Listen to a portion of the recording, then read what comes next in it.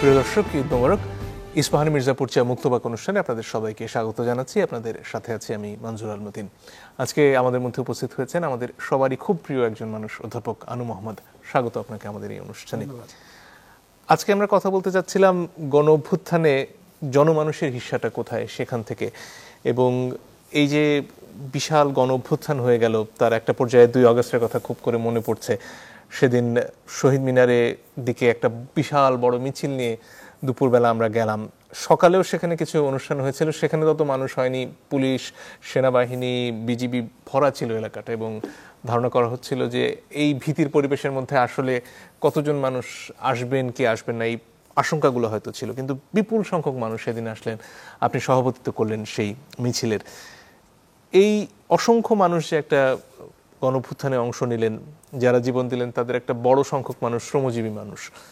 কিন্তু অভ্যুত্থান হয়ে যাবার পরে আজকে যখন সংস্কার নিয়ে আলোচনা হচ্ছে, নির্বাচন নিয়ে এত কথা হচ্ছে, এই সাধারণ মানুষের আলোচনা, তাদের স্বার্থের কথা কি বিবেচনায় থাকছে, নাকি এটা কেবলমাত্র উচ্চবিত্ত, উচ্চ মধ্যবিত্তর যে চিন্তার বলয় সেখানে আটকে থাকছে? ধন্যবাদ। আসলে গণ অভ্যুত্থান তো একটা দেশে বা একটা জনগোষ্ঠীর মধ্যে, একটা জাতির মধ্যে একটা বড় ধরনের পরিবর্তনের সূচনা করে। মানে পরিবর্তনটা হচ্ছে চৈতন্যের মধ্যে পরিবর্তন হয়, তাদের আশা আকাঙ্ক্ষার মধ্যে পরিবর্তন হয়, তাদের ভেতরের শক্তির একটা প্রকাশ ঘটে, এবং সেই শক্তিটা হচ্ছে প্রত্যাখ্যানের শক্তি। প্রত্যাখ্যান মানে হচ্ছে শাসক গোষ্ঠী যারা ক্ষমতাবান তাদেরকে অস্বীকার করা বা প্রত্যাখ্যান করার সেই অপ্রতিরোধ্য একটা জায়গায় যখন মানুষ যায়, তখনই একটা গণঅভ্যুত্থান তৈরি হয়। আমরা 1970-90 দেখেছি যে প্রথম দিকে এই 24-এ একই ঘটনা। প্রথম দিকে সরকার নানানভাবে প্রচার করতে থাকে, ভয়ভীতি দেখাতে থাকে, তাদের বাহিনী আক্রমণ করে, পুলিশ আক্রমণ করে, এবং শেষে গিয়ে যখন তারা সেটাতে পারে না, তখন তারা সামরিক বাহিনী নামায়, কারফিউ দেয়। এবং এইবারে আমরা দেখলাম, যেটা আগে তো এই প্রযুক্তি ছিল না, ইন্টারনেট বন্ধ করে দিল। যখন দেখা যায় যে মানুষ কারফিউ অমান্য করছে এবং আর্মি, সামরিক বাহিনীর গুলির সম্মুখে গিয়ে দাঁড়াচ্ছে, 69-এ এই ঘটনাটা ঘটেছিল, 90-এও তাই।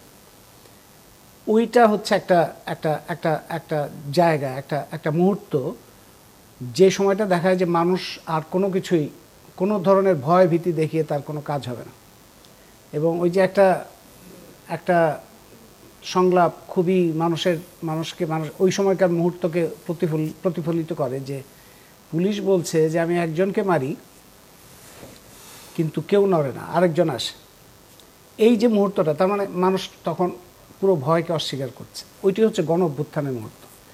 এটা সম্ভব হয় কখন? যখন সমাজের সকল অংশকে তা স্পর্শ করে এবং সকল অংশকে তা আলোড়িত করে। এবং আমরা গণ অভ্যুত্থানের মধ্যে দেখলাম শিক্ষার্থীদের তো একটা সূচনাকালে একটা ভূমিকা ছিল, কিন্তু শিক্ষার্থীদের এই ভূমিকাটা একটা গণ অভ্যুত্থানের জায়গায় গেল তখনই যখন শ্রমজীবী মানুষ ব্যাপকভাবে তার মধ্যে অংশগ্রহণ করবে। ঢাকা শহরে তো আমরা যদি বলি যে সংখ্যাগরিষ্ঠ, বিপুল সংখ্যাগরিষ্ঠ হচ্ছে শ্রমজীবী মানুষ। আসলে মজুরের শহর এটা, যদিও তাদেরকে অদৃশ্য করে রাখার একটা চেষ্টা থাকে।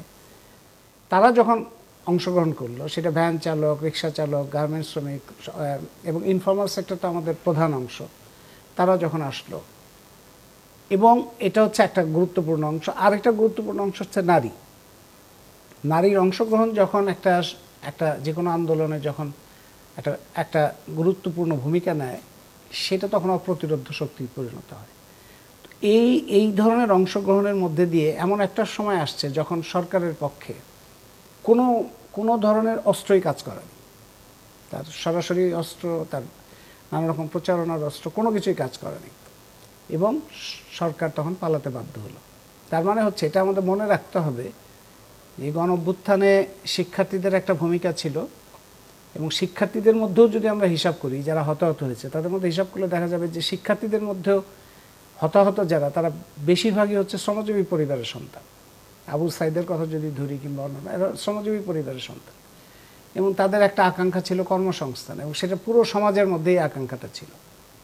তার সাথে যোগ হয়েছিল এই যে বৈষম্য, ভয়ঙ্কর রকম দুর্নীতি, দমন পীড়ন, অত্যাচার, নির্যাতন সমস্ত জায়গায়, সেটার বিরুদ্ধে মানুষের ক্ষোভ। এই সমস্ত মানুষই তখন একসাথে হয়েছিল, এবং ওই বিক্ষোভটা মানে বহু বছরের ক্ষোভ, বহু বছরের প্রতিবাদ, বহু বছরের প্রতিরোধ একসাথে হয়েছিল, তখন একসাথে হয়ে একটা অসম্ভব শক্তিতে পরিণত হয়েছিল। তার মানে হচ্ছে যদি গণ-অভ্যুত্থানের আমরা হিসাব করি, তাহলে এখানে এই মানুষদের হিস্যার কথাটা বলতে হবে, যে তারা কি আকাঙ্ক্ষা নিয়ে, কি প্রত্যাশা নিয়ে গণ-অভ্যুত্থানে গেছে। মূল আকাঙ্ক্ষাটা ছিল যে একটা অত্যাচারী, আপাদমস্তক দুর্নীতিগ্রস্ত, দমনপীড়ন, মানে প্রতারক এই শাসকদের সরিয়ে দেওয়া। সরিয়ে দিয়ে কি? সরিয়ে দিয়ে তারা কি চাচ্ছেন? তারা চাচ্ছেন এইরকম যেন না হয়। এরকম মানে কি না হয়, তার মানে সমাজে, আমাদের দেশে, আমাদের অর্থনীতিতে সম্পদ তো প্রচুর তৈরি হচ্ছে, জিডিপি বেড়েছে ইত্যাদি, উৎপাদন বেড়েছে, কৃষি, শিল্প, সমস্ত জায়গায় উৎপাদন বেড়েছে। কিন্তু তার হিসাব যদি আমরা চিন্তা করি, সেটা অর্থনৈতিক হিসাব করলে সেটা দেখা যায়, আপনি যদি ওই যে সরকারি একটা হিসাব আছে যে উপরে শতকরা 10 ভাগ কত পাচ্ছে, নিচে শতকরা 10 ভাগ কত পাচ্ছে, নিচে শতকরা 5 ভাগ কত পাচ্ছে, উপরের 5 ভাগ কত পাচ্ছে।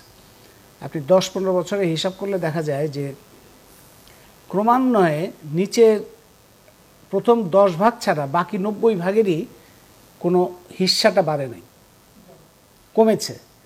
উপরের 10 ভাগের বেড়েছে, সবচেয়ে বেশি বেড়েছে 5 ভাগের, তার থেকেও বেশি বেড়েছে শতকরা 1 ভাগের। মানে সম্পদের একটা কেন্দ্রীভবন হচ্ছে। এই কেন্দ্রীভবন যেভাবে হয়েছে, এটা দখলের মাধ্যমে, লুণ্ঠনের মাধ্যমে, জোর জবরদস্তির মাধ্যমে, অত্যাচারের মাধ্যমে, এবং সেই প্রক্রিয়াটা টিকিয়ে রাখার জন্য এসছে দমনপীড়ন, স্বৈরশাসন। সুতরাং মানুষ চেয়েছে এইরকম ব্যবস্থা যেন না আসে, একটা গণতান্ত্রিক পদ্ধতি যেন আসে, যে নির্বাচনে পাঠানো হয়েছে সেটা যেন আবার ফেরত আসে, এবং এই যে শ্রমজীবী মানুষ, তাদের শিক্ষার অধিকার, চিকিৎসার অধিকার, কাজের অধিকার, সেগুলো যেন আসে। এরকম একটা প্রত্যাশা তৈরি হয়েছিল। যেমন মুক্তিযুদ্ধের মধ্যে যেরকম প্রত্যাশা তৈরি হয়েছে, মুক্তিযুদ্ধ যেমন শুরু হয়েছে, পাকিস্তান আর্মি জেনোসাইড, গণহত্যা করেছে, তার বিরুদ্ধে মানুষ লড়াই নেমেছে, অস্তিত্বের প্রশ্ন। তারপরে এই লড়াই করতে করতে তাদের মধ্যে একটা স্বপ্ন তৈরি হয়েছে যে এমন একটা বাংলাদেশ হবে যেটা পাকিস্তান হবে না, এবং এইরকমভাবে এই গণ-অভ্যুত্থানের মধ্যে এরকম একটা প্রত্যাশা তৈরি হয়েছে যে মুক্তিযুদ্ধের পরে যেটা আমরা হারিয়েছি, পাই নাই, আকাঙ্ক্ষা, স্বপ্ন, সেইটা যেন এইবারে না হয়, এবার যেন আমরা পাই। তো সুতরাং সেই রকম অবস্থা, সেই প্রত্যাশাটা আমাদের হিসাবের মধ্যে যদি থাকে, তাহলে সেই প্রত্যাশার হিসাব করে তো আমাদের দেখতে হবে যে পরের 9 মাস 10 মাসে কি হইল। সেখানে আমরা ধরেন সংস্কারের কথা শুনি অনেক। এই সংস্কার কথাটা একটা জপমালার মতো হচ্ছে এখন, মানে সবাই সংস্কার করছে। সরকারের সবাই তো এমনভাবে সংস্কার বলে যে সংস্কার করতে হবে, সংস্কার করে নির্বাচন করব, সংস্কারের আগে কিছু হবে না, আমরা সংস্কার করতে চাই। সংস্কার শব্দটা আমরা শুনি, সংস্কার শব্দটা কিন্তু শুনছি। সংস্কার বলতে তারা কি বোঝাচ্ছেন, মানে রাজনৈতিক ক্ষেত্রে কি পরিবর্তন হবে, অর্থনৈতিক ক্ষেত্রে কি পরিবর্তন হবে, সাংস্কৃতিক ক্ষেত্রে কি পরিবর্তন হবে, সেটার কোনো সুনির্দিষ্ট রূপ কিন্তু আমরা দেখিনি। বরঞ্চ যেটা আমরা দেখতে পাচ্ছি যে গত 10 মাসে আমরা যদি রাজনৈতিক ব্যবহার আচরণের কথা ধরি, অর্থনৈতিক যে সমস্ত ব্যবস্থা আগে ছিল সেই ব্যবস্থার কথা ধরি, শ্রমিকদের মজুরি, বকেয়া মজুরি, এই সমস্ত বিষয় ধরি, নারীর অবস্থা ধরি, তাহলে কিন্তু কোনো জায়গাতেই আমরা সংস্কারের কোনো লক্ষণ দেখি না।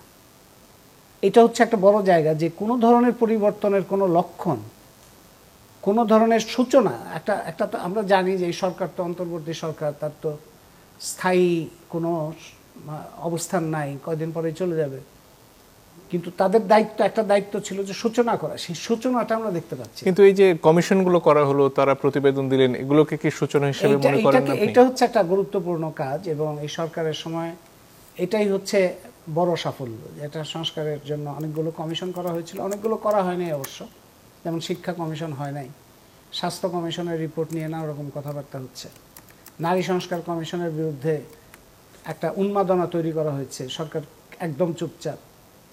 অন্যান্য ক্ষেত্রে যে সমস্ত সংবিধান নিয়ে সংবিধানের যে সংস্কার কমিশন, সেটাই বরঞ্চ বেশি কথাবার্তা হচ্ছে। অন্যান্য সংস্কার কমিশনে সেরকম কোনো কথাবার্তাই হয়নি।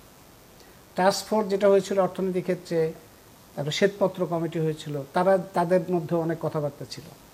আমরা সবগুলো সংস্কার কমিশনে শুধু এইটা যদি ধরি যে এর মধ্যে কিছু কিছু আছে যেগুলো বাস্তবায়নযোগ্য, মানে এই সরকারই সূচনা করতে পারে, আবার কিছু কিছু আছে সেটা নির্বাচিত সংসদ ছাড়া সম্ভব না। যেমন সংবিধান সংস্কার যদি ধরি, সংবিধান সংস্কার নিয়ে আপনি অনেক রকম আলোচনা করতে পারেন, প্রস্তাব করতে পারেন, কিন্তু সেই সংস্কারটা করতে গেলেও তো একটা নির্বাচিত প্রতিষ্ঠান লাগবে। সেটা গণপরিষদ হোক, জাতীয় সংসদ হোক, কোনো না কোনো নির্বাচিত প্রতিষ্ঠান ছাড়া সংবিধানের সংস্কার হবে না। তাইলে ওইটা ধরেন আলোচনা একটা, ওইটার আলোচনাটাই বেশি হচ্ছে। অন্যান্য ক্ষেত্রে সংস্কারগুলো, শ্রম সংস্কার কমিশন যেমন হয়েছে, তাদের রিপোর্টে অনেক গুরুত্বপূর্ণ কথাবার্তা আছে, যেগুলো বাস্তবায়নযোগ্য, যেগুলির ব্যাপারে মোটামুটি একটা ঐক্যমত আছে, সেটার ব্যাপারেও কোনো সূচনা আমরা দেখতে পাইনি। এটা হচ্ছে বড় একটা প্রশ্ন যে সংস্কার সংস্কার আমরা শব্দটা শুনছি, সংস্কার কমিশনও হইল, তাদের রিপোর্টও জমা হইল, কিন্তু প্রকৃতপক্ষে এবং আজকে এখানে একটা অজুহাত বা কারণ দেখানো হচ্ছে যে রাজনৈতিক ঐক্যমত্য ছাড়া তারা সংস্কার করতে চান না। কথা হচ্ছে যে সংস্কারগুলো এই একেবারে সংবিধান পরিবর্তন ছাড়াও করা যায় বা আইন পরিবর্তন করে করা যায়, সেগুলোর জন্য কি রাজনৈতিক ঐক্যমত্য খুব জরুরি? না, এটা যেমন রাজনৈতিক ঐক্যমত, যেমন ধরেন শ্রমিকদের সাথে সরকার শ্রম সংস্কার কমিশন করার আগেই শ্রম মন্ত্রণালয় এবং শ্রমিকদের প্রতিনিধি, মালিকদের প্রতিনিধি সবাই মিলে একটা 18 দফা চুক্তি করেছিল। তার মধ্যে মূল কথা ছিল যে একটা ন্যূনতম মজুরি ঘোষণা করবে, বকেয়া মজুরি, কারো বকেয়া মজুরি থাকবে না, বকেয়া মজুরি পরিশোধ করা হবে। এটা তখন কয়েক মাস আগের কথা। এবং অন্যান্য ট্রেড ইউনিয়ন অধিকার অন্যান্যগুলো ছিল। এই 18 দফা চুক্তির বাস্তবায়ন হয়নি। কিন্তু আজকেও আপনি এর মধ্যে এই যে ঈদের সময়টা এটা বেশি হয়, মানে আমি একটা দেখলাম, কৌতুক করে বলেছে কিন্তু কথাটা সত্য, যে ঈদের চাঁদ দেখার দরকার নেই। আপনি যখনই দেখবেন যে শ্রমিকরা বকেয়া মজুরি আন্দোলন করছে, তখনই বুঝবেন যে ঈদ এসে গেছে। এইটা তো একটা এইরকম একটা ভয়ঙ্কর পরিস্থিতি তো আমরা গত সরকারের সময় বছরের পর বছর দেখেছি। এই সরকার আসার পরে 2টা ঈদ, এই 2টা ঈদেও কিন্তু আমরা দেখতে পাচ্ছি যে বকেয়া মজুরি। এখন এই জায়গাটা এইটা সমাধানের ক্ষেত্রে কি সমস্যা ছিল? এখানে একটা যুক্তি বোধহয় দেয়া হয় যে আওয়ামী লীগের ঘনিষ্ঠ অনেক ব্যবসায়ী ছিলেন যারা আসলে পালিয়ে গেছেন, কারখানা রেখে চলে গেছেন, এবং সেই কারণে অনেক ক্ষেত্রে কারখানা পরিচালনা বা বকেয়া মজুরি দেওয়ার ক্ষেত্রে অসুবিধায় পড়তে হচ্ছে। সেটা কি যৌক্তিক মনে হয় আপনার কাছে? এটা ধরেন সালমান রহমান কিংবা এস আলম কিংবা সামিট আজিজ খান, এরা তো বাংলাদেশের সম্পদ লুট এবং পাচারের ক্ষেত্রে প্রধান অভিযুক্ত ব্যক্তি। তাদের বিরুদ্ধে তো শাস্তিমূলক ব্যবস্থা নিতে হবে, তাদের যারা সহযোগী আছে তাদের বিরুদ্ধে শাস্তিমূলক ব্যবস্থা নিতে হবে। কিন্তু এই প্রতিষ্ঠানে যারা শ্রমিক, তারা তো অপরাধ করেনি। তো সুতরাং সরকারের প্রথম দায়িত্ব ছিল যে এই মালিকদের বিরুদ্ধে ব্যবস্থা গ্রহণ করতে গিয়ে যেন প্রতিষ্ঠানগুলো বন্ধ না হয়। প্রতিষ্ঠানগুলো বন্ধ হওয়ার ক্ষেত্রে বকেয়া মজুরির চাইতেও আরও ভয়ঙ্কর ঘটনা ঘটেছে যে অনেকগুলো কারখানা এবং প্রতিষ্ঠান বন্ধ হয়ে গেছে এবং সরকার এটা চালানোর কোনো ব্যবস্থা করে নাই। তার ফলে প্রায় লাখখানেক শ্রমিক নতুন বেকারে পরিণত হয়েছে। আন্দোলনটা হয়েছিল কিন্তু কর্মসংস্থানের জন্য, শুরু হয়েছিল কর্মসংস্থানের জন্য, কিন্তু গত 10 মাসে আমরা নতুন বেকার তৈরি হতে দেখেছি লক্ষাধিক, এবং দারিদ্র বেড়েছে। সব হিসাবে দেখা যাচ্ছে মূল্যস্ফীতি, কাজ হারানো, নতুন কাজ না পাওয়া, সব কিছু মিলে নতুন দারিদ্র সীমার নিচে জনগোষ্ঠী 20-25 লাখ জনগোষ্ঠী নতুনভাবে চলে গেছে দারিদ্র সীমার নিচে। কিন্তু মুক্তবাজার অর্থনীতির ব্যবস্থায় সরকারের পক্ষে কি আসলে এই প্রতিষ্ঠানগুলো চালানোটা সম্ভব ছিল? এইটা মুক্তবাজার অর্থনীতি শব্দটা যে ব্যবহার হয়, এই মুক্তবাজার অর্থনীতি বলে আসলে কিছু নাই দুনিয়াতে, কোনোদিনই ছিল না, এখনও নাই, ভবিষ্যতে হবে না। মুক্তবাজার অর্থনীতি বলতে বোঝায় যে এমন একটা অর্থনীতি যেখানে সমস্ত কিছুই সব খুবই প্রতিযোগিতামূলক, সবারই অধিকার আছে, সব তথ্য জানা যায়, এরকম। আসলে অর্থনীতিগুলো তো অলিগোপলি, মানে কিছু গোষ্ঠী নিয়ন্ত্রিত অর্থনীতি, এটা ঠিক মুক্তবাজার অর্থনীতি না। কিন্তু এইরকম ক্ষেত্রে যখন ক্রাইসিস হয়, আমরা যুক্তরাষ্ট্রের ক্ষেত্রে দেখেছি, ইউরোপের বিভিন্ন দেশের ক্ষেত্রে দেখেছি, যখন ক্রাইসিস হয় তখন সরকার দায়িত্ব গ্রহণ করে। মানে এইটা আমরা তো প্রাইভেটাইজেশনটাই দেখি সবসময়, কিন্তু অনেক ক্ষেত্রে যুক্তরাষ্ট্রের মতো দেশেও দেখা যায় যে সরকার দায়িত্ব গ্রহণ করছে যখন কোনো প্রতিষ্ঠান একেবারে এরকম ফেল করছে। কারণ এখানে কর্মসংস্থানের প্রশ্ন, এটার সাথে লিঙ্কেজ এফেক্ট থাকে অর্থনীতির অন্যান্য ক্ষেত্রে, তখন সরকার দায়িত্ব নেয়। এই সরকার তার যে সূচনাটা ছিল, সেই সূচনায় এই প্রতিষ্ঠানগুলোর দায়িত্ব গ্রহণ, মানে একটা কারখানা চলবে তার তো আলাদা প্রশাসনিক কাঠামো আছে, এই প্রতিষ্ঠানগুলো যেন চলে সেরকম একটা ব্যবস্থা করা প্রথম দায়িত্ব ছিল। আর বকেয়া মজুরি কিন্তু শুধুমাত্র এই ধরনের কারখানা না, অন্যান্য কারখানাতেও বকেয়া মজুরি, মানে এটা একটা অভ্যাসের ব্যাপার। এটা একটা চর্চা যে মজুরি বকেয়া রাখাটার কোনো অসুবিধা নাই, বকেয়া মজুরি রেখে আমি চলতে পারি, কারণ শ্রম আদালত বলে কোনো কিছু ফাংশন করে না। তারপরে সরকারের যে শিল্প পুলিশ, সেই শিল্প পুলিশ শ্রমিকদের দমন করার ব্যাপারেই সক্রিয় থাকে। কোনো মালিক যদি অনিয়ম করে, এরকম কোনো উদাহরণ নাই যে মালিকদের তারা বিরুদ্ধে কোনো ব্যবস্থা গ্রহণ করেছে। সুতরাং এটা হলো শ্রমজীবী মানুষের। তারপরে ধরেন আমাদের বেকারত্ব এই মাত্রায় বেড়েছে, তো তাদের একটা কোনো জায়গায় তো কাজ করতে হবে। কৃষিতে ধরেন বলা হয় যে কৃষি মজুরি অনেক বেশি, কিন্তু সেটা হচ্ছে মাত্র কয়েকদিনের জন্য, 2-3 মাস, বাকি সময়টা কিন্তু তাদের কাজ নেই। তখন তারা কি করে? তারা তখন শহরে যায়, শহরে গিয়ে কোনো না কোনো কাজ ধরতে চেষ্টা করে, এবং তার ফলে আমাদের ইনফর্মাল সেক্টরের সাইজটা হচ্ছে অনেক বেশি। প্রায় 6 কোটি 6.5 কোটি মানুষ, শতকরা 85 জন কর্মক্ষম মানুষ তারা ইনফর্মাল সেক্টরে থাকে, মানে যার কোনো নিশ্চয়তা নাই, নিরাপত্তা নাই, আয় রোজগারের পথ নাই, এরকম। সেই জনগোষ্ঠীর একটা বড় অংশ এখন তারা রিক্সা চালায়, কিংবা অটো রিক্সা চালায়, কিংবা ব্যাটারি রিক্সা চালায়। এই ব্যাটারি রিক্সা টিক্সা এগুলো ধরেন ওই প্রযুক্তি আমদানি হচ্ছে, ব্যাটারি আমদানি হচ্ছে, সমস্ত কিছুই হচ্ছে, কিন্তু ওটা যখন চালাচ্ছে তখন হঠাৎ হঠাৎ করে এক একটা সিদ্ধান্ত আসছে, তাদের মারধর করা, তা আটক করা, ওদের গায়েব করে দেওয়া, পুড়িয়ে দেওয়া, ভেঙে ফেলা, বুলডোজার দিয়ে অটো রিক্সা ভেঙে ফেলা। এখন ওই সময় তো চিন্তা করতে হবে যে অটো রিক্সা কিংবা এই সমস্ত রিক্সা এবং এই ধরনের ছোট ছোট উদ্যোক্তা, আমাদের প্রধান উপদেষ্টা তো সবাইকে উদ্যোক্তা হতে বলেন, তো উদ্যোক্তা তো শ্রমজীবী মানুষ ক্ষুদ্র ঋণ নিয়ে যদি উদ্যোক্তা হতে চায়, তার পক্ষে তো আর ইস্টার্ন প্লাজা কিংবা বসুন্ধরায় গিয়ে দোকান দেওয়া সম্ভব না, কিংবা বড় ব্যবসা করা সম্ভব না। সে হয় ছোট একটা দোকান নিয়ে বসবে, কিংবা একটা ব্যাটারি রিক্সা চালাবে, কিংবা একটা কোনো না কোনো একটা ভ্যান নিয়ে সে রাস্তায় চলবে। তো সে তো আর কোনো কাজ নাই তার। আপনি ধরেন ইউনিভার্সিটি, বিশ্ববিদ্যালয়ের সর্বোচ্চ ডিগ্রি নিয়ে এই ধরনের কাজের মধ্যেই অনেকে আছে, রাইডার হচ্ছে, কিংবা তাদের উপরে দেখা যাচ্ছে যে তাদের উপরেও একটা বড় ধরনের দমন পীড়ন, ঠিক আগে যেগুলি চলতো, আগের সিটি কর্পোরেশন, পুলিশ যেভাবে ব্যবহার করতো ওইভাবে ব্যবহার করছে। এবার অবশ্য 3 জনকে ক্ষতিপূরণ দিয়েছেন তারা। হ্যাঁ, ওটা তো একটা জনমতের চাপে একটা ওইটা বুলডোজার দিয়ে চালিয়ে তারপরে কতজনকে যে ক্ষতিপূরণ পেল না, নিঃস্ব হয়ে গেল, সেটার তো হিসাব নেই। তো এই ধরনের, তার মানে এই ব্যবহারের, সরকারের প্রতিষ্ঠানগুলোর ব্যবহারে কিংবা নীতিমালা কার্যকর করার মধ্যে কোনো ধরনের পরিবর্তনের লক্ষণ নাই। যেমন আমি একটা কথা আগেও বলতাম, এটা শেখ হাসিনা আমলেও, যে এই যে আমাদের শিক্ষা প্রতিষ্ঠানগুলো যে ঠিকমতো ফাংশন করে না, বিশ্ববিদ্যালয় ঠিকমতো ফাংশন করে না, হাসপাতাল ঠিকমতো ফাংশন করে না, এইটা এই পরিবর্তনের সূচনাটা একটা সহজ কাজ করলে হয়, এটার জন্য পয়সা খরচ লাগবে না। সেটা হচ্ছে মন্ত্রী বা উপদেষ্টা যারা আছে, কিংবা আমলা যারা আছেন, বড় আমলা যারা আছে, সরকারি কর্মকর্তা, তারা যদি একটা সিদ্ধান্ত ঘোষণা করেন, এটা একটা সংস্কারের সূচনা হতে পারত। তারা বলবেন যে তারা পাবলিক হসপিটালে তাদের সমস্ত চিকিৎসা হবে। আপনি দেখেন এই ঘোষণাটা আসার পরে, এবং তারা যদি যাওয়া শুরু করে পাবলিক হসপিটালে, হসপিটালের পুরো চেহারাটা চেঞ্জ হয়ে যাবে, ওইটার জন্য বাড়তি পয়সা লাগবে না। তারা যদি পাবলিক স্কুল, কলেজ, বিশ্ববিদ্যালয়ে তাদের সন্তানদের দেয়, ওই প্রতিষ্ঠানগুলোর চেহারা বদলে যাবে। এই ধরনের যে সংস্কার, মানে ব্যবহারগত, আচরণগত, যেটার জন্য পয়সা লাগবে না, কিন্তু সেটা একটা সূচনা হইতে পারতো সংস্কারের, এবং একটা বলা যেতে পারতো যে হ্যাঁ, তারা আসলেই পরিবর্তন চাচ্ছেন। এই ধরনের কোনো ঘটনা আমরা দেখি নাই। একটা বিরতির সময় হয়ে গেছে, একটু পরেই ফিরে আসছি। দর্শক, আশা করি সাথে থাকবেন।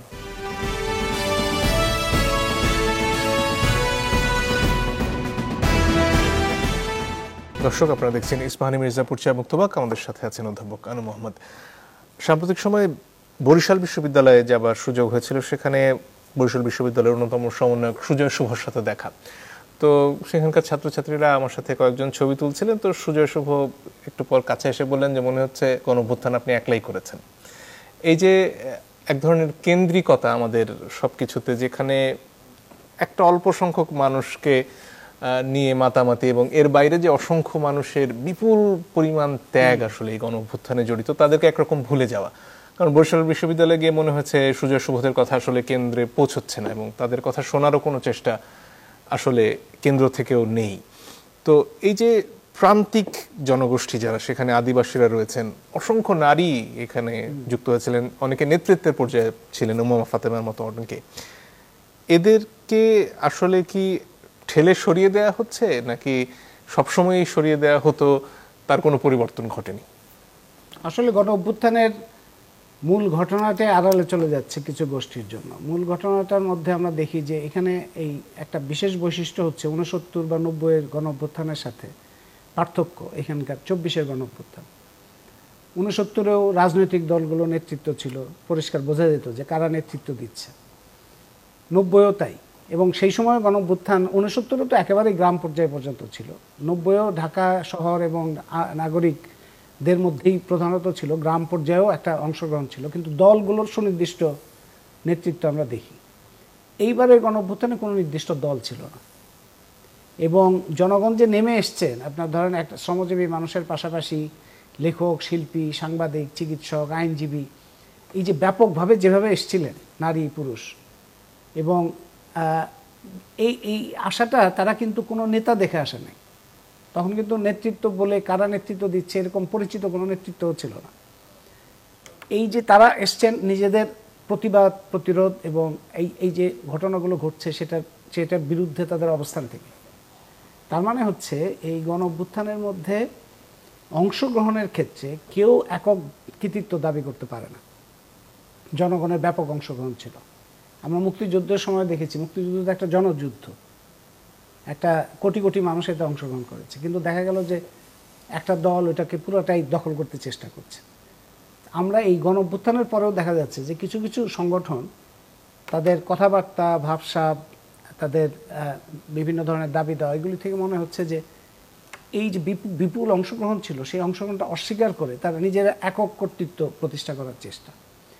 সেটার মধ্যে আবার পুরুষতান্ত্রিকতা কিংবা ধরেন তাদের একটা বিশেষ গোষ্ঠীর আধিপত্য, সেটাকে প্রতিষ্ঠা করতে গিয়েই আপনি যে নারীর প্রশ্নটা বললেন যে নারী আলাদা হয়ে যাচ্ছে, অন্যান্য দেশের বিভিন্ন অংশের যে অংশগ্রহণগুলো ছিল সেটা আলাদা হয়ে যাচ্ছে। এমনকি ধরেন সেই সময় তো কোনো ঘোষণাপত্র ছিল না গণঅভ্যুত্থানের, কোনো ঘোষণাপত্র, যেমন 69-এ ঘোষণা ছিল, 90-এ ঘোষণা ছিল, কিন্তু 24-এ কোনো ঘোষণাপত্র ছিল না। কিন্তু মানুষ কোনটা দেখে তার একটা ডাইরেকশন বা একটা গতিপথ চিন্তা করেছে, সেটা হচ্ছে দেয়ালের গ্রাফিতি। দেয়ালের গ্রাফিতিগুলির মধ্যে আপনি দেখবেন যে সেখানে শ্রেণী বৈষম্যের বিরুদ্ধে কথা আছে, লিঙ্গীয় বৈষম্যের বিরুদ্ধে কথা আছে, জাতিগত বৈষম্যের বিরুদ্ধে কথা আছে, ধর্মীয় বৈষম্যের বিরুদ্ধে কথা আছে, এই নিপীড়নমূলক যে বৈষম্যবাদী আধিপত্য সেটার বিরুদ্ধে কথা আছে। এবং সেটা এত স্বতঃস্ফূর্ততার মধ্যে দিয়ে ওগুলি লেখাগুলো দেখলেও বোঝা যায় যে খুবই স্বতঃস্ফূর্তভাবে এগুলো লিখিত হয়েছে। তরুণদের মধ্যে থেকেও আশা আকাঙ্ক্ষা তৈরি হয়েছে। এটা শুধু ঢাকা না, সারা দেশের বিভিন্ন জায়গায়। সেই ঘোষণাপত্রের মধ্যে যে অংশগ্রহণটা ছিল, আমি দেওয়ালের গ্রাফিতিটাই এই 24-এর গণঅভ্যুত্থানের ঘোষণাপত্র মনে করি, সেটার মধ্যে যে আকাঙ্ক্ষা ছিল সেই আকাঙ্ক্ষা কিন্তু নারীর অংশগ্রহণ, আদিবাসীর অংশগ্রহণ, অন্যান্য ধর্মের মানুষদের অংশগ্রহণ, এটা খুবই গুরুত্বপূর্ণ ছিল। সেটা আস্তে আস্তে দেখা যাচ্ছে যে কিছু গোষ্ঠী যারা বৈষম্যবাদী, মানে তারা ধর্মীয় বৈষম্য, লিঙ্গীয় বৈষম্য, জাতিগত বৈষম্যের উপর দাঁড়ানো তাদের রাজনীতি বা মতাদর্শ, হিংসা মানে বাদী, মানে অন্যদের উপরে হিংসা করা, ছোট করে দেখা, কিংবা বিদ্বেষবাদী, বিদ্বেষ ছড়ানো, এই ধরনের গোষ্ঠীগুলি পুরো গণঅভ্যুত্থানটাকে তাদের পকেটে ভরার চেষ্টা করছে, এবং তাদের একটা প্রধান টার্গেটে পরিণত হয়েছে নারী। এবং দেখা যাচ্ছে যে যে কোনো জায়গায় একটা নারী যদি সক্রিয় থাকে, সরব থাকে, যারা গণঅভ্যুত্থানের সময় সরব ছিল, তারাই এখন নিরাপত্তাহীনতায় ভুগছে। মানে ধরেন নারী নির্যাতন আমাদের সমাজে তো একটা অনেক দিনের ঘটনা, এটা থেকে বের হইতে আমাদের অনেক সময় লাগবে।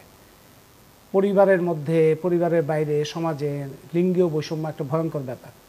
অন্যান্য লিঙ্গ বৈচিত্র্য সেটা অস্বীকার করার প্রবণতা আমাদের সমাজে আছে। এই গণঅভ্যুত্থানের পর এখন আরেকটা জিনিস যেটা যোগ হয়েছে যে নারী নিরাপত্তাহীনতা ভোগ করছে অনেক বেশি।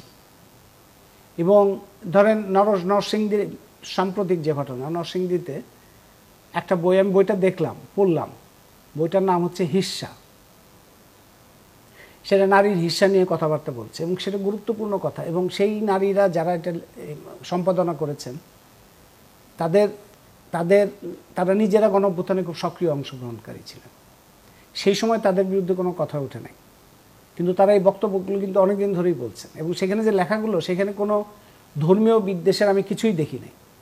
সেখানে ধর্মীয় পণ্ডিতরাও লিখেছেন, এবং সেখানে উত্তরাধিকার সূত্রে সম্পত্তির উত্তরাধিকার কী হতে পারে সেগুলো নিয়ে আলোচনা। এবং সেই আলোচনাটা হচ্ছে সুস্থ বিষয়। আপনি যে কোনো বিষয়ে যখন আলোচনা করবেন, পর্যালোচনা করবেন, বিতর্ক করবেন, সেটাই তো সমাজের অগ্রগতি নির্দেশ করে, সমাজের বিকাশ নির্দেশ করে। সেই বইটা যারা লিখেছেন তাদের বিরুদ্ধে এখন হামলা হচ্ছে, তাদের একজন কলেজ শিক্ষক কলেজে পড়াতে পারবে না, অন্য জায়গায় গেলে সেখানেও তাকে গ্রহণ করা হবে না, এবং তাদের সাথে যুক্ত যারা আছেন তাদের বিরুদ্ধে হুমকি দেওয়া হচ্ছে, এবং এরকম আরও অনেক ঘটনা। এবং কালকে আমি একজন নারীর সে সাহস করে কথা বলেছে, ইউটিউবে কথা বলেছে যে কিভাবে শুধুমাত্র এইসব বিষয়ে কথা বলার কারণে তার কীরকম আক্রমণ হচ্ছে, এবং সেই আক্রমণটা এতই ভয়াবহ, সেখানে ধর্ষণের হুমকি দেওয়া হচ্ছে, হত্যার হুমকি দেওয়া হচ্ছে, তাকে সাইজ করার হুমকি দেওয়া হচ্ছে, এবং সেটাকে মোকাবেলা করে তার পক্ষে টিকে থাকাই মুশকিল। সে সাহস দেখাচ্ছে, এটা আমাদের জন্য একটা বড় ভরসার জায়গা। কিন্তু এই কয়জনে এই সাহস দেখাতে পারে? একজন নারী বা যে কেউ নারীর অধিকারের কথা বললে সেটাকে ধর্মের বিরুদ্ধে, ইসলামের বিরুদ্ধে প্রচারণা বলে চালিয়ে দেওয়ার সুযোগটা কিভাবে তৈরি হচ্ছে বা কারা তৈরি করছে? এইটা একটা গুরুত্বপূর্ণ প্রশ্ন। আমরা যখনই যেমন উত্তরাধিকার নিয়ে যখন কথা বলি বা নারীর অধিকার নিয়ে কথা বললে, আমি এমন অনেক পুরুষকেও দেখেছি যারা হয়তো ধর্মকর্মের সাথে সম্পর্ক নাই, তেমন কোনো চর্চাকারী সেরকমও না, প্র্যাকটিসিং মুসলিম বলতে যা বোঝায় তাও না, কিন্তু নারীর প্রশ্নটা আসলেই তখন তার ইসলাম ধর্মের কথা মনে হয়, এবং ইসলাম ধর্মকে ব্যবহার করে সে ঘরের মধ্যে বৈষম্য করে, তার সম্পত্তিতে বৈষম্য করে, রাস্তাঘাটে সে নানা রকমভাবে নারীর যে সচলতা সেটাকে থামানোর চেষ্টা করে, ধর্মকে ডেকে নিয়ে আসে। এবং এটা শুধু ধর্ম না, সংস্কৃতিও। এটা আমাদের সংস্কৃতি না, এই যে এই ধরনের কথাবার্তা বলা হয়। এবং এই যে নারী বিষয়ে কথা বললে সেটা ধর্মবিরোধী এটা বলা হয়, এর পাশাপাশি আরেকটাও আছে, আরেকটা বিষয় এখানে ধর্মবিরোধী বলা হয়, যেমন আপনি যুদ্ধাপরাধী বিরোধী আন্দোলন, আপনি যুদ্ধাপরাধীদের বিচারের কথাটা বলবেন, সে যুদ্ধাপরাধীর বিচারের কথা বলা কেন ইসলাম বিরোধী বলে বলা হবে? যুদ্ধাপরাধী আর ইসলামকে একাকার করাটা তো একটা ইসলাম বিরোধী কাজ, তারাই তো ইসলাম বিরোধী কাজ করছে। কারণ ৭১-এর যুদ্ধাপরাধে যারা নিহত হয়েছেন, যে শহীদ হয়েছেন লক্ষ লক্ষ মানুষ, তাদের বিপুল সংখ্যাগরিষ্ঠ হচ্ছে ধর্মবিশ্বাসী মুসলিম, নামাজ পড়ছেন, সেখানে পাকিস্তান আর্মি কিংবা আলবদর রাজাকাররা খুন করেছে, এরকম অনেক ঘটনা আছে। কিংবা তাকে যখন খুন করা হচ্ছে, অত্যাচার করা হচ্ছে, কলেমা পড়ছে, সূরা পড়ছে, দোয়া দরুদ করছে, আল্লাহর কাছে বিচার দিচ্ছে, তাকে খুন করা হচ্ছে বা নির্যাতন করা হচ্ছে। এই ধর্মবিশ্বাসী মুসলমানদের যারা হত্যা করলো যুদ্ধাপরাধ হিসেবে, তাদের বিচার চাইলে কেন ধর্মবিরোধী হবে? বরঞ্চ ইসলাম ধর্মের অনুশাসন অনুযায়ী তো তাদের বিচারই হওয়া উচিত, যেহেতু তারা যুদ্ধাপরাধ করেছে। সুতরাং এই গোষ্ঠীটা যারা যুদ্ধাপরাধকে আড়াল করার জন্য ধর্মকে ব্যবহার করে, নারীর অধিকারের প্রশ্ন উঠলে ধর্মকে ব্যবহার করে, এবং এরকম কথা এখন শুনতে পাচ্ছি, তারা বলছে যে আমাদের বিরুদ্ধে কথা বলা মানেই হচ্ছে কোরআন বিরোধী কথা বলা। এটা হচ্ছে ফ্যাসিবাদের লক্ষণ। মানে ফ্যাসিবাদ হচ্ছে তখনই যখন কোনো গোষ্ঠী মনে করে যে আমরা যা বলবো সেটাই ঠিক, আমার বিরুদ্ধে কোনো কথা বলা যাবে না। তা আওয়ামী লীগের বিরুদ্ধে বা আওয়ামী লীগের শাসনের সময় তো এটি সমস্যা ছিল, এবং তখন আমরা কিন্তু বহুবার এইটা আমাদের কথাবার্তা দাবি দেওয়ার মধ্যে ছিল। আমরা সভা সমাবেশও বলতাম আওয়ামী লীগের সময় যে কথা বলার কারণে জেলে আটক করা হচ্ছে, কথা বলার কারণে তার উপরে হামলা হচ্ছে, কথা বলার কারণে সাইবার সিকিউরিটি অ্যাক্টে মামলা হচ্ছে। এটা হইতে পারে না। কথা যদি তোমার পছন্দ না হয় তুমি কথা দিয়ে পাল্টা কথা দিয়ে তার জবাব দিবা, তোমার লেখা যদি পছন্দ না হয় তুমি পাল্টা লেখা লিখবা, কোনো যুক্তি যদি তোমার পছন্দ না হয় তুমি পাল্টা যুক্তি দিবা। এটি তো একটা স্বাভাবিক পরিণত সমাজের বৈশিষ্ট্য, সমাজের বিকাশ তো এইভাবে হবে। কিন্তু কেউ কোনো কথা বলতে গেলে তোমার সাথে না মিললে তুমি তাকে ধর্মদ্রোহী বলছো। এবং সেটা তো শুধুমাত্র যে নারীদের উপরেই হামলা হচ্ছে এমন তো না, ধর্মের মধ্যেও ধরুন ইসলাম ধর্মের মধ্যেই যারা মাজারের কাছাকাছি আছেন বা মাজারের কেন্দ্র করে যাদের চর্চাটা, সেখানেও তো অসংখ্য হামলার ঘটনা ঘটেছে। এই যে ধর্মের একটা মত মনে করছে যে শুধু তাদের মতটাই ঠিক এবং এই ইসলাম ধর্মেরই অন্য মতগুলো বেঠিক, এবং তারা যে চাপিয়ে দেওয়ার চেষ্টা করছেন, সেখানে কি রাষ্ট্রের ভূমিকাটাই মুখ্য? এটা খুবই আলোচনার মধ্যে আসা উচিত যে ধর্ম বলতে কোনো একক মত নাই। আপনি একটা ধর্মের মধ্যে বহু ধারা থাকে। আপনি ইসলাম ধর্মের মধ্যে একটা ধারা যে মনে করে যে মাজার হচ্ছে তার প্রকৃত পথ আল্লাহকে পাওয়ার জন্য, আরেকজন মনে করে যে মাজার করা হচ্ছে ঠিক না, এটা হারাম। তাহলে দুটো মত হইল। এরকম অনেক মত আছে। আমরা যদি মাযহাব ধরি, অনেক কয়েকটা মাযহাব আছে, মাযহাবের বাইরে মানুষ শিয়া সুন্নি ধরলে তো বিশাল দুটো বড় ভাগ, সেখানে আহমদি আছে। আপনারা দেখেন যে পাকিস্তানে একজন নাগরিক লাহোরের আব্দুল সালাম বিজ্ঞানী, তিনি থার্ড ওয়ার্ল্ড সায়েন্সের একটা বিশাল প্রতিষ্ঠান তৈরি করেছেন। তিনি নোবেল প্রাইজ পেয়েছিলেন বিজ্ঞানে, এবং একজন মুসলিম নোবেল প্রাইজ পেয়েছেন, সেই জন্য মুসলিম সমাজে অনেক গর্বিত বোধ করেছে। কিন্তু সেই ভদ্রলোক পাকিস্তানে আসতে পারেনি, কারণ হচ্ছে তিনি আহমদিয়া, এবং তার একটা আকাঙ্ক্ষা ছিল জীবনে, তিনি বিশাল পণ্ডিত এবং তার বিজ্ঞানে বিশাল অবদান, সেজন্য এই নোবেল প্রাইজ পেয়েছেন। নোবেল প্রাইজ নিয়ে অনেক রকম প্রশ্ন আছে, কিন্তু তার নোবেল প্রাইজটা খুবই যৌক্তিক ছিল, এবং তার তার তার দ্বারা অনেক তৃতীয় বিশ্বে অনেক মানুষ বিজ্ঞানে অনেক ভালো কাজ। আমাদের জামাল নজরুল ইসলাম, ডক্টর জামাল নজরুল ইসলাম খুব ঘনিষ্ঠ ছিলেন তার সাথে। তার জীবনের একটা আকাঙ্ক্ষা ছিল যে তিনি যেন পাকিস্তানে তার কবর হয়, এবং শেষ পর্যন্ত পাকিস্তানে তার কবর হয়েছিল, কিন্তু সেই কবরের উপরে হামলা হয়েছে। কবরের ওইখানে যে মুসলিম লেখা ছিল, সেই মুসলিমটা গিয়ে আক্রমণ করে মুসলিমটা বাধ্য হয়, তাকে মুসলিম বলা যাবে না। মানে এই ধরনের মানে ভয়ঙ্কর রকম নির্মম এবং অস্বীকার করা, অগ্রাহ্য করা। একজন মানুষ মুসলিম নিজেকে পরিচয় দিতে চাচ্ছে, তাকে মুসলিম পরিচয় দিতে দেওয়া যাবে না। এখন তিনি মুসলিম কি মুসলিম না, এটা তো আল্লাহ তাআলা ঠিক করবে, এটা তোমার ঠিক করার কথা না। তুমি আল্লাহর জায়গায় তুমি নিজেকে বসাচ্ছ কেন? নজরুলের ভাষায় বলতে গেলে খোদার খোদ প্রাইভেট সেক্রেটারি মনে করছেন হয়তো নিজেদের। তো এইটা বাংলাদেশে আমরা দেখি যে এই যে সেই কারণেই ধর্মনিরপেক্ষতা কথাটা সেই কারণে আসে, যে রাষ্ট্র যদি নির্দিষ্ট ধর্মের কে গ্রহণ করে, তাহলে ওই ধর্ম মানে ইসলাম ধর্মের একটা ধারা নিলে, মানে ইসলাম ধর্মের মধ্যেই বহু ধারা যে মত আছে, প্র্যাকটিসিং বিভিন্ন আছে। যেমন ধরেন একটা বট গাছ, 200 বছরের বট গাছ, 100 বছর বোধহয় 100 বছরের একটু বেশি, সেই বট গাছটা কেটে ফেলা হলো। কেটে ফেলা হলো কেন? কারণ বলা হলো যে এটা একটা শিরক করছে, মানে আল্লাহর সাথে তার অংশীদারিত্ব তৈরি করছে। কেন? কারণ বট গাছের নিচে অনেকে গিয়ে প্রার্থনা করছে, মানে শুধু মুসলমানরা প্রার্থনা করছে তা না, অন্যান্য ধর্মের মানুষও প্রার্থনা করছে, তাদের একটা বিশ্বাস। এখন ওইটার কারণে ওইটা তো ওই ধারার মানুষেরাও তো নিজেদের মুসলমানই মনে করে।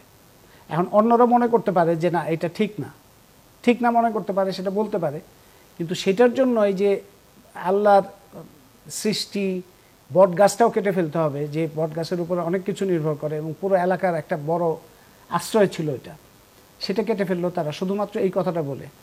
তো এইখানে এই প্রশ্নটা উঠছে, তাহলে তুমি যখন নিজে সিদ্ধান্ত নিচ্ছ যে এটা হচ্ছে কুফরি, তাহলে তুমি কি আল্লাহর সাথে শিরক করছো না? তুমি তো আল্লাহর একটা অংশীদারে পরিণত হয়েছো, তুমি আল্লাহর সিদ্ধান্ত তুমি নিজে নিচ্ছ। তো এই ধরনের ঘটনাগুলো যাতে এই রাষ্ট্র যদি নির্দিষ্ট একটা ধর্মের নির্দিষ্ট ধারার মধ্যে যায়, তাহলে ওই ধর্মের মানুষদেরও একটা নিরাপত্তাহীনতা তৈরি হয়, কারণ ওই ধর্মের মধ্যে অন্যান্য ধারা থাকে। তার মানে একটা ধর্ম শুধুমাত্র অন্য ধর্মের মানুষদের যে একটা দ্বিতীয় শ্রেণী নাগরিকে পরিণত করে তা না, ওই ধর্মের মধ্যে অন্যান্য ধারা, ডমিনেন্ট ধারাকে তারা গ্রহণ করলো, কিন্তু অন্যান্য ধারা তখন একটা অসহায় অবস্থার মধ্যে পড়ে যেতে পারে। সেই জন্য রাষ্ট্রের ভূমিকাটা এখানে খুব গুরুত্বপূর্ণ। রাষ্ট্র, এই অন্তর্বর্তী সরকার গত 10 মাসে এই ক্ষেত্রে চরম ব্যর্থতার পরিচয় দিয়েছে। এই যে বিভিন্ন ধরনের মব তৈরি হচ্ছে, বিভিন্নভাবে বিভিন্ন অংশের উপরে যে হামলা হচ্ছে, মাজার থেকে শুরু করে নারী, সমস্ত জায়গায় কোনো ক্ষেত্রেই কোনো কার্যকর ভূমিকা অবস্থান এই সরকার নিতে পারেনি। এই ক্ষেত্রে সামাজিক যোগাযোগ মাধ্যম যেমন জুলাইয়ে বেশ ইতিবাচক একটা ভূমিকাই হয়তো রেখেছিল, কিন্তু এর পরে এসে হয়তো একটা দল সংঘবদ্ধভাবে আরেক দল বা আরেকজন ব্যক্তি ক্ষেত্র বিশেষে তিনি হয়তো একাকীও রয়েছেন, তারপর ঘৃণার চর্চা, নানান ধরনের আক্রমণের একেবারে কেন্দ্রে পরিণত হয়েছে। এটা কি শুধুমাত্র মানুষের স্বভাব বা মানুষের মধ্যে যে জমে থাকা ক্ষোভ সেগুলো থেকে আসছে, নাকি এর একটু বৃহত্তর সামাজিক প্রেক্ষাপট রয়েছে? আপনি এই যে একেবারে পাল্টাপাল্টি গালিগালাজ যেগুলো হচ্ছে সামাজিক যোগাযোগ মাধ্যমে আজকাল, সেটাকে কিভাবে বিশ্লেষণ করেন? আমাদের সমাজে ধরেন কোনো মুহূর্তে, এই যে গণ অভ্যুত্থানের মুহূর্ত কিংবা আন্দোলনের মুহূর্তটাই আমাদের জন্য সবচাইতে ভালো সময়, কারণ ওই সময়ে মানুষ তার সবচাইতে ভালো যে বৈশিষ্ট্য সেই জায়গাটায় সে আবির্ভূত হয়, মানে তার কাছে সে তখন অন্যদের প্রতি তার একটা ভালোবাসা তৈরি হয়, একটা সংহতি তৈরি হয়, এবং তার মধ্যে দিয়ে যে চরিত্রটা আবির্ভূত হয় সেই চরিত্রটা খুবই উজ্জ্বল চরিত্র, যেটা আমরা মুক্তিযুদ্ধের সময় দেখেছি, আবার এই গণ অভ্যুত্থানের সময় দেখলাম। কিন্তু যখন সেটা চলে যাওয়ার পরে তখন তো রাজনৈতিক মতাদর্শিক প্রশ্ন, তখন তো রাজনীতি মতাদর্শ যদি তখন পরিষ্কার না থাকে এবং জনপন্থী মতাদর্শ রাজনীতি যদি শক্তিশালী না হয়, তখন তো প্রত্যেকটা অংশের উপরে একটা আধিপত্য তৈরির চেষ্টা করে, এবং দেশের সম্পদ, দেশের ক্ষমতা কে কতটা গ্রহণ করতে পারলো সেটা চেষ্টা করে। এবং ফেসবুক কিংবা সোশ্যাল মিডিয়া, সামাজিক যে গণমাধ্যম, তার মধ্যে দিয়ে প্রকাশ করার জন্য সেটার এমন একটা টেকনোলজি এটা যে কারো কোনো চিন্তা ভাবনা করার দরকার হয় না, যে কোনো মত সে সাথে সাথে প্রকাশ করতে পারে। এবং সেখানে যদি চিন্তার অভ্যাস তৈরি না হয়, বিশ্লেষণের ক্ষমতা যদি সমাজের মধ্যে তৈরি না হয়, এবং সেখানে যদি হিংসা বিদ্বেষের রাজনীতির একটা ডমিনেন্ট অবস্থা থাকে, কীরকম বিষাক্ত অবস্থা তৈরি করতে পারে সেটা এখনকার সোশ্যাল মিডিয়া দেখলে বোঝা যায়।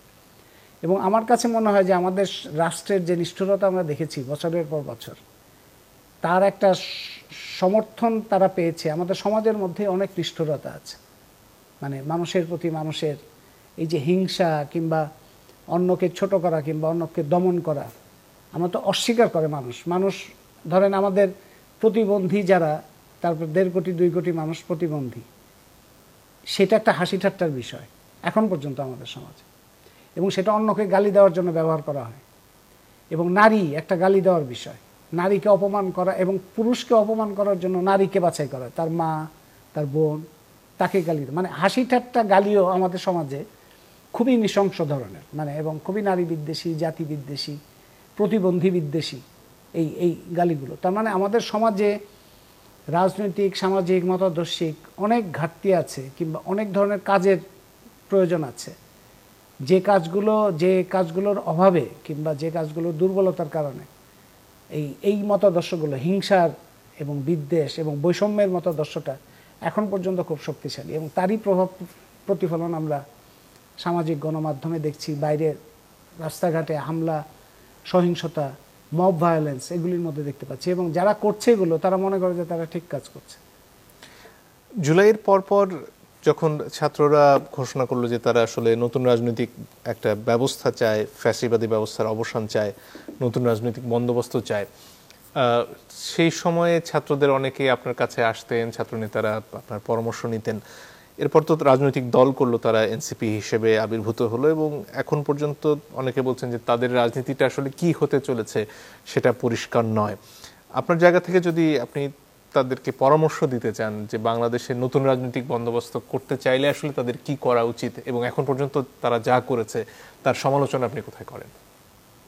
তাদের ওই জায়গাটা এখন পর্যন্ত কিন্তু আমি আর নিজেও পরিষ্কার না যে তারা একটা দল গঠন করার পরে একটা দলের তো লক্ষ্য, উদ্দেশ্য এবং মতাদর্শ এটা তো ঘোষিত থাকতে হবে, পরিষ্কার থাকতে হবে। এবং সেটার মধ্যে একটা দলের মধ্যেও ব্যক্তি থেকে ব্যক্তির পার্থক্য থাকে, কিন্তু একটা দলীয় তো অবস্থান থাকতে হবে, মতাদর্শিক অবস্থান থাকতে হবে, তার রাজনৈতিক ঘোষণা থাকতে হবে এবং লক্ষ্য থাকতে হবে। আর সবচাইতে বড় এটার একটা ভিত্তি থাকতে হবে। ভিত্তি মানে হচ্ছে অর্থনৈতিক ক্ষেত্রে কী ধরনের পরিবর্তন আসবে আমাদের অর্থনীতি। আমি এটার গুরুত্বপূর্ণ মনে করি এই কথাটা যে আমরা তো সরকার দেখি, যে সরকার ক্ষমতায় থাকে যদি নির্বাচিত হয় 5 বছর, স্বৈরশাসন হইলেও কত বছর আর থাকতে পারে, আর অন্তর্বর্তী সরকার তো আরও অস্থায়ী। কিন্তু এই যে রাষ্ট্র ব্যবস্থা তার কিছু স্থায়ী কাঠামো আছে, স্থায়ী শক্তি আছে। সেই স্থায়ী শক্তিগুলির মধ্যে একটা ধরেন বৃহৎ ব্যবসায়িক গোষ্ঠী একটা শক্তি হচ্ছে তার আমলাতন্ত্র, আমরা সামরিক বেসামরিক আমলাতন্ত্র, সেটা একটা শক্তি, এটা কিন্তু স্থায়ী। আরেকটা হচ্ছে আমাদের বিশ্বব্যাংক, IMF, ADBর মতো প্রতিষ্ঠান যারা আমাদের অর্থনীতি পরিচালনা করে। আসলে এই যে স্থায়ী প্রতিষ্ঠানগুলো, এগুলো সম্পর্কে তো বক্তব্য থাকতে হবে। এই স্থায়ী প্রতিষ্ঠানগুলো যদি একই রকমভাবে চলে আগের মতো, তাহলে তো আপনার উপরের কোনো কিছুই পরিবর্তন হবে না। তাইলে এই রাজনৈতিক দল, যে রাজনৈতিক দল নতুন হয়েছে, তারা তরুণদের মধ্যে দিয়ে গঠিত হয়েছে, মানুষের মধ্যে সেই কারণে প্রত্যাশা তৈরি হয়েছিল যে আওয়ামী লীগ, বিএনপি, জামাত, জাতীয় পার্টি, এগুলি তো আমরা দেখেছি, এরা সবাই ক্ষমতায় ছিল, এই 4টা দলই কোনো না কোনো সময় ক্ষমতায় ছিল। এর বাইরে নতুন একটা আগমন যদি হয় একটা দল, সেটা মানুষের সবার মধ্যে একটা চিন্তা এসেছিল যে এরা নিশ্চয়ই নতুন কোনো চিন্তা নিয়ে আসবে এবং এর বাইরে ঘটনাটা ঘটবে। দুঃখের বিষয় হচ্ছে যে সেরকম কোনো কিছু লক্ষণ আমরা এখন পর্যন্ত দেখি নাই। তাদের কথাবার্তা, তাদের ভাবসাব, তাদের যে আচার আচরণ কিংবা তাদের মধ্যে যে বিভিন্ন ধরনের অস্পষ্টতা, সেগুলো তো আছেই। সুনির্দিষ্ট কোনো লক্ষ্য, উদ্দেশ্য, আদর্শ এখন পর্যন্ত আমরা দেখি নাই। তা আমার একটা নাগরিক হিসেবে আমার এটাই বলার থাকবে যে প্রত্যেকটা দল যেরকম, তাদেরও খুব স্পষ্টভাবে কথা বলা দরকার এবং স্পষ্টভাবে শুধু সংবিধানে কিছু পরিবর্তনের কথা বললেই হবে না, মানে আওয়ামী লীগ নিষিদ্ধ করো, এটা যথেষ্ট না। ভবিষ্যতে তারা অর্থনীতি কিভাবে তৈরি করতে চায়, একই ধারায় চলবে? রাজনীতি প্রতিষ্ঠানগুলো কিভাবে তৈরি হবে? সামাজিক প্রতিষ্ঠান, শিক্ষাক্ষেত্রে তাদের কি চিন্তা, চিকিৎসা ক্ষেত্রে তাদের কি চিন্তা, যোগাযোগ ব্যবস্থা, পরিবহন ব্যবস্থা, সেগুলির ব্যাপারে তাদের কি চিন্তা, কৃষি নিয়ে তাদের কি চিন্তা, মানে এগুলো কি আগের যেটা অবস্থান আছে সেটাই চলবে নাকি নতুন কোনো চিন্তা আছে? এগুলোর কোনো লক্ষণ আমরা পাইনি। এগুলো খুব গুরুত্বপূর্ণ এবং এটা তাদের দায়িত্ব এগুলো পরিষ্কার করা। গত 15 বছর বা তারও বেশ আগে থেকে নাগরিক সমাজের ভূমিকা নিয়ে নানান ধরনের প্রশ্ন ছিল এবং একটা পর্যায়ে তো এটা স্পষ্টতই আওয়ামী লীগ বিএনপি দুটো শিবিরে ভাগ হয়ে গেল, অল্প কিছু মানুষ ছাড়া। এখন এই সময়ে এসে জুলাইয়ের পর থেকে বেশ কিছু নাগরিক উদ্যোগ হয়েছে, গণতান্ত্রিক অধিকার কমিটি রয়েছে, তার মধ্যে সাম্প্রতিক সময়ে সিটিজেন্স কোয়ালিশন হলো। এই যে বিভিন্ন উদ্যোগ, এগুলো থেকে আসলে সামনে দীর্ঘস্থায়ীভাবে বাংলাদেশের রাজনীতিতে ইতিবাচক প্রভাব রাখার সুযোগ কতটুকু? ইতিবাচক প্রভাব তো রাখতেই হবে, মানে না রাখা ছাড়া তো উপায় নেই। কিন্তু সমস্যাটা হচ্ছে যে আসলে একজন ব্যক্তির পক্ষে স্বাধীন একটা ভূমিকা নিয়ে টিকে থাকা খুব কঠিন। ও বহু ধরনের, আমরা তো আওয়ামী লীগ আমলেও দেখেছি। একটা তো আছে শারীরিক একটা নিরাপত্তাহীনতা, সেখানে হুমকি থাকে, হামলা থাকে। এখন যেটা যোগ হয়েছে সেটা হচ্ছে যে ট্যাগিং, মানে আগেও সেটা ছিল। এবং কারো পক্ষে মানে এই ফেসবুক ইউটিউবের যে আক্রমণ, এটা তো শারীরিক আক্রমণ না, কিন্তু সেই আক্রমণের কারণে কত মানুষ যে বসে গেল, মানে এটা আওয়ামী লীগ আমলে যেমন ছিল যে তাকে যে কোনো সময় ধরে নিয়ে যেতে পারে, সেই অবস্থাটা এই অন্তর্বর্তী সরকারের সময় এখনো হয় নাই। কিছু কিছু লক্ষণ দেখা যাচ্ছে, মব ভায়োলেন্সের ঘটনা দেখা যাচ্ছে, আর ফেসবুক ইউটিউবে দেখা যাচ্ছে গালিগালাজ। এইটার মধ্যে দিয়ে মানে নাগরিক হিসেবে যারা ভূমিকা পালন করতে চায়, একজনের ধরেন লিখে মতামত দেবে, সেই মতামতটা পছন্দ হইল না, সাথে সাথে তাকে যদি দোষর বানানো হয়, অমুকের দোষর তমুকের দোষর, কিংবা তাকে দালাল, এটার দালাল সেটার দালাল, তো তার ফলে তাহলে চিন্তার আদান প্রদান কীভাবে হবে? এবং সিভিল সোসাইটি বলতে যা বোঝায় নাগরিক সমাজ, সেই নাগরিক সমাজের একটা বড় ধরনের পতন হয়েছিল আওয়ামী লীগ সরকারের সময়। একটা হয়েছিল যে ভীতি, ভয়ের কারণে অনেকে চুপচাপ ছিল। আবার আরেকটা বড় অংশ ক্রমান্বয়ে লোভে এবং লাভে সরকারের আনুগত্যের মধ্যে চলে গেছিল। তো ওই যে অংশটা, ওইটা তো একটা ধস, ওই ইন্টেলেকচুয়াল বুদ্ধিবৃত্তিক ধসটা হচ্ছে আওয়ামী লীগ সরকারের সময় সবচেয়ে বড় ক্ষতি। এই গণঅভ্যুত্থানের পরে তো তাদের একটা সক্রিয় ভূমিকা থাকা দরকার। সেখানেও দেখা যাচ্ছে যে একটা বড় অংশ চুপচাপ, কোনো কথা বলছে না, এবং আরেকটা অংশ চেষ্টা করছে কিছু, কিন্তু অনেক ক্ষেত্রেই এই ধরনের আক্রমণের কারণে অনেকে সাহসই পাচ্ছে না কথা বলতে, মানে সে তার মনের কথা বলতে পারছে না। এখন যদি এরকম হয় যে একজন লেখক, শিল্পী, বুদ্ধিজীবী, শিক্ষক, তার যদি এরকম হয় যে সে কারা ক্ষমতাবান, তারা অসন্তুষ্ট হয় কিনা, তারা সন্তুষ্ট হবে কোন ধরনের কথা বললে, সেই ধরনের কথা বলবো, এইটা যদি হয় তাহলে সেইটা কোনো নাগরিক সমাজের ভূমিকা পালনের জন্য মোটেই যোগ্য কোনো প্রতিনিধি হবে না। সেই ভয়টা, ভয়ের যে আবহাওয়া, আতঙ্কের যে আবহাওয়া, সেইটা আমার মনে হয় যে এখন পর্যন্ত আছে। এটাকে অতিক্রম করাটা নাগরিকদের মধ্যে থেকে যে সমস্ত যারা এখনও খুব ক্ষুদ্র অংশ, তারা যারা চেষ্টা করছেন, তাদের আমি মনে করি এটাকে মোকাবেলা করার প্রধান পথ হচ্ছে আরও বেশি সক্রিয়তা, আরও বেশি সরব থাকা, এবং এই ধরনের এগুলিকে প্রত্যাখ্যান করার শক্তি অর্জন করা। এটা খুব কঠিন আমি জানি, কিন্তু তারপরেও এটা ছাড়া তো কোনো উপায় নেই। এই অবস্থার পরিবর্তনের জন্য এটা ছাড়া কোনো উপায় দেখি না আমি। এই যে বিশাল অভ্যুত্থান এবং তার থেকে যে বড় জন আকাঙ্ক্ষা তৈরি হলো, আজকের দিনে এসে অনেক রাজনৈতিক দলের কাছে নির্বাচনটাই হয়তো মুখ্য বিষয় হয়ে দাঁড়াচ্ছে, এবং এর বাইরেও অনেকে বলছেন যে একটা নির্দিষ্ট সময়ের মধ্যে একটা নির্দিষ্ট রোড ম্যাপে নির্বাচন হয়ে যাওয়াটা খুব জরুরি। এই যে নির্বাচনের ডামাডোলে অনেক ক্ষেত্রে সংস্কারের আলাপটা চাপা পড়ে যাচ্ছে বলে কি মনে হয় আপনার কাছে? আসলে সংস্কারের আলাপটা ঠিকমতো ওঠেই নাই। সংস্কার শব্দটা আমরা শুনেছি, কিন্তু সংস্কার কি সংস্কার, যেমন ধরেন এই অন্তর্বর্তী সরকার, তো তাদেরও তো একটা সংস্কারেরও রোডম্যাপ দরকার ছিল। হ্যাঁ, শিল্প প্রতিষ্ঠানের ক্ষেত্রে এই ধরনের সংস্কার করব, কৃষিক্ষেত্রে এই ধরনের সংস্কার করব, শিক্ষা স্বাস্থ্য ক্ষেত্রে এই ধরনের সংস্কার করব। তার জন্য আমার এই যে ইউনূস সাহেব যে বলছেন যে জানুয়ারি থেকে জুন, আমি ঠিক জানি না যে জানুয়ারি আর জুনের মধ্যে কি ঘটনা ঘটবে, মানে জানুয়ারি মানে ডিসেম্বর এবং জুনের মধ্যে মাঝখানের এই কয় মাসে কি ঘটনা ঘটতে পারে, মানে এটাও তো সরকারের পরিষ্কার করা উচিত যে ডিসেম্বরের মধ্যে আমি এই সংস্কার করতে পারবো না, সেই জন্য আমি জুনে চাই। এবং জানুয়ারি থেকে জুনে আপনি হিসাব করলে 2টা ঈদ আছে, এখানে রমজান আছে, কাজে অনেক কিছু এমনিও করা যাবে না। তো এই জায়গাগুলো অস্পষ্ট থাকাটাই হচ্ছে এখন একটা সমস্যা। ধরেন জ্বালানি খাতের কথা আমরা বিভিন্ন সময় বলি, আমাদের বিদ্যুতের দাম বেড়ে যাচ্ছে, গ্যাসের দাম বেড়ে যাচ্ছে, এখন লোডশেডিং আবার দেখা যাচ্ছে বিভিন্ন জায়গায়। জাতীয় সক্ষমতাটা হচ্ছে এখানে একটা বড় সমাধান। জাতীয় সক্ষমতা হলে আপনি ভর্তুকি লাগবে না, আপনি কম পয়সায় গ্যাস তুলতে পারবেন, কম পয়সায় বিদ্যুৎ করতে পারবেন, কম পয়সায় শিল্প কারখানা চালাতে পারবেন, কম পয়সায় কৃষি চালাতে পারবেন, পুরো অর্থনীতি অনেক বেশি সবল হয়ে উঠবে। এইটার জন্য, এই সংস্কারের জন্য কিন্তু খুব বড় আকারের আলোচনা কিংবা রিপোর্ট এই সমস্ত দরকার নেই। এটা কিন্তু শুরু করতে পারতো এই সরকারই, 10 মাসও শুরু করেনি। এবং এইবারের যে বাজেট সেখানেও এটার কোনো লক্ষণ নেই। তাহলে কি কারণে মানে সংস্কারটা চাপা পড়ছে, মানে কি চাপা পড়ছে এটা একটু বোঝা যাচ্ছে না। তার মানে এইটার যে নির্বাচন হয়তো হবে, কিন্তু তার আগে সংস্কারটা হওয়া দরকার, অন্তত কিছু সংস্কারের তো সূচনা হওয়া দরকার। সেটা 10 মাসে যে হয় না, এরপরে সামনে কয়দিনে কি হবে সরকারের দিক থেকে এই অস্পষ্টতা থাকা কিংবা পুরো জিনিসটা নিয়ে কোনো পরিষ্কার খোলামেলা আলোচনা না করাটা হচ্ছে প্রধান সমস্যা। এখন মানুষের মধ্যে এই যে একটা প্রশ্ন তৈরি হচ্ছে, অনাস্থা তৈরি হচ্ছে, প্রত্যাশা ভঙ্গের একটা জায়গা তৈরি হচ্ছে, নতুন নতুন সমস্যা তৈরি হচ্ছে, নতুন নতুন আতঙ্ক তৈরি হচ্ছে। এবং অর্থনীতি ক্ষেত্রে কর্মসংস্থান নাই, জিনিসপত্রের দাম বেশি, মূল্যস্ফীতি আছে, তারপরে দারিদ্র্য তৈরি হচ্ছে। তো এই পুরো জায়গাটা একটা যে প্রত্যাশাটা একটা শক্তি হিসেবে দাঁড়িয়েছিল, সেই প্রত্যাশা যদি ভঙ্গ হয় সেই শক্তিটাও তো থাকে না। তখন ওই যে শেষ মুহূর্ত হিসেবে নির্বাচন করেন, তাড়াতাড়ি নির্বাচন করেন, ওরকম একটা জায়গায় আসে। অসংখ্য ধন্যবাদ আজকে আমাদেরকে সময় দেওয়ার জন্য। দর্শক আপনাদেরকে ধন্যবাদ যারা এতক্ষণ ছিলেন আমাদের সাথে। বিদায় নিচ্ছি আজকের মতো।